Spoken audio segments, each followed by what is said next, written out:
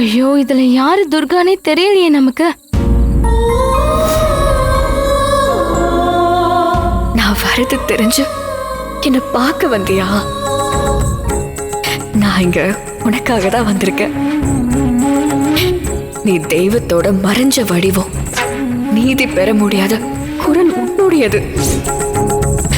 கூடிய சீக்கிரமே உனக்கான அடுத்த பிறவிக்கு நான் வழி செய்ய போறேன். உன்னோட 100 வருஷ கதைக்கான நியாயம் கிடைக்கிற மாதிரி நான் பண்ணுவேன்.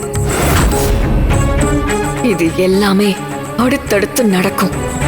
அதுக்கு என்னுடைய பரிபூர்ண அருளும் ஆசீர்வாதமும் உனக்கு எப்பவும் உண்டு.